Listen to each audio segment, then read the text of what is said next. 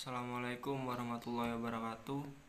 Saya Bagas Aji Paradana dengan NIM 241252381. Di sini saya ingin mempresentasikan tugas saya dengan materi lipid.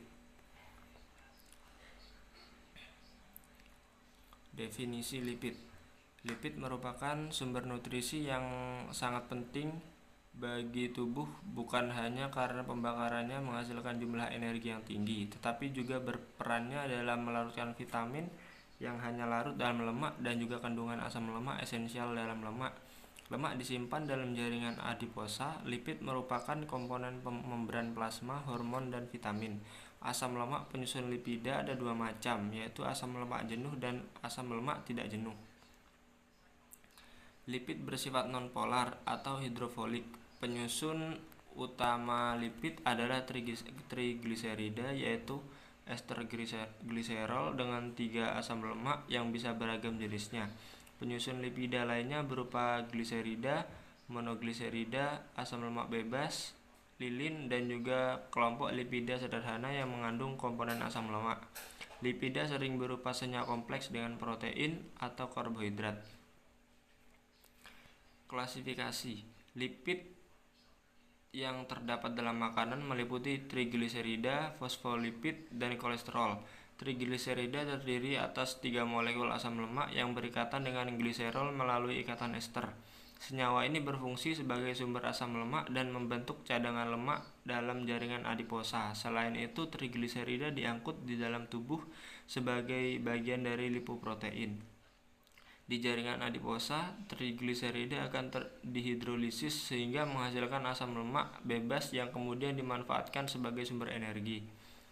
Fosfolipid memiliki struktur hampir sama dengan trigliserida, namun pada atom karbon ketiga gliserol terikat suatu gugus fosfat. Fosfolipid bersifat hidrofolik sehingga mampu berada pada batas antara air dan lemak.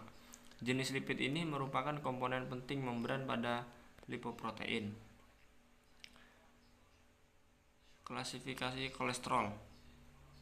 Kolesterol adalah penyusun utama membran sel dan juga berperan sebagai prekursor pembentukan hormon steroid, asam empedu, serta vitamin D. Sekitar 15% kolesterol dalam darah berasal dari makanan, sedangkan sekitar 85% disintesis di hati dari asetil CoA. Kolesterol dikeluarkan dari tubuh melalui proses metabolisme dan sekresinya dalam bentuk garam empedu yang kemudian dibuang melalui feses. Dari berbagai jenis lipid, hanya asam lemak bebas hasil pemecahan trigliserida yang dapat dioksidasi untuk menghasilkan energi. Pemecahan trigliserida menghasilkan gliserol dan asam lemak. Gliserol selanjutnya diubah menjadi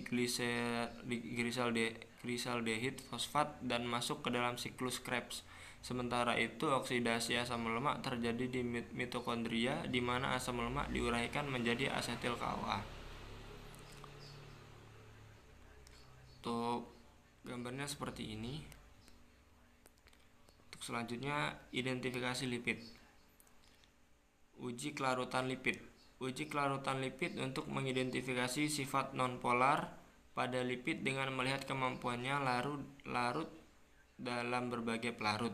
Karena lipid bersifat hidrofobik dan nonpolar, maka kelarutannya berbeda dengan senyawa polar seperti karbohidrat atau protein. Untuk uji kelarutannya, masukkan 2 ml reaksi atau pelarut ke dalam tabung reaksi yang bersih. Bubuhkan sedikit bahan percobaan sekitar 1 ml ke dalam tabung yang sudah berisi pelarut. Kocok isi tabung kuat-kuat, amati kelarutannya. Derajat kelarutan dapat ditentukan dengan menggunakan pengamatan langsung. Jika tidak cukup, cairan tersebut dapat dideteksi atau disaring melalui kertas saring ke atas gelas arloji. Selanjutnya, uji acrolein. Uji acrolein bertujuan mendeteksi gliserol bebas atau gliserol dalam lemak. Saat dipanaskan dan mengalami dehidrasi, gliserol menghasilkan acrolein yang berbau tajam seperti lemak terbakar disertai asap putih. Untuk reaksi uji acrolein seperti ini. Selanjutnya, uji ketidakjenuhan.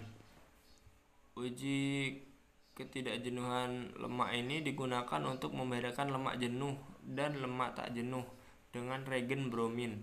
Pada uji ini, bromin mengadisi ikatan rangkap dari asam lemak atau lemak tak jenuh. Lemak jenuh akan berwarna merah, pada lemak tak jenuh warna merah akan hilang. Untuk selanjutnya, uji Salkowski. Uji Salkowski ini merupakan uji kualitatif yang dilakukan untuk mengidentifikasi keberadaan kolesterol. Kolesterol dilarutkan dengan kloroform anhidrat, lalu dengan volume yang sama ditambahkan asam sulfat. Asam sulfat berfungsi sebagai pemutus ikatan ester lipid. Apabila dalam sampel tersebut terdapat kolesterol, maka lapisan kolesterol di bagian atas menjadi berwarna merah dan asam sulfat terlihat berubah menjadi kuning dengan warna fluorens hijau. Untuk reaksinya seperti ini. Untuk selanjutnya, uji Lieberman-Burchard.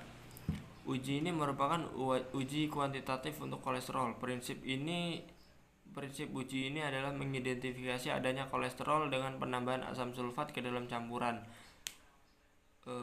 seperti sebanyak 10 tetes asam asetat dilarutkan ke dalam larutan kolesterol dan kloroform atau dari percobaan Salkowski. Setelah itu asam sulfat pekat ditambahkan, tabung dikocok perlahan dan dibiarkan beberapa menit. Mekanisme yang terjadi dalam uji ini adalah ketika asam sulfat ditambahkan ke dalam campuran yang berisi kolesterol, maka molekul air berpindah dari gugus C3 kolesterol kemudian teroksidasi membentuk 3,5 koleastadiena. Untuk reaksinya seperti ini. Terima kasih. Sekian dari saya, kurang lebihnya mohon maaf. Wassalamualaikum warahmatullahi wabarakatuh.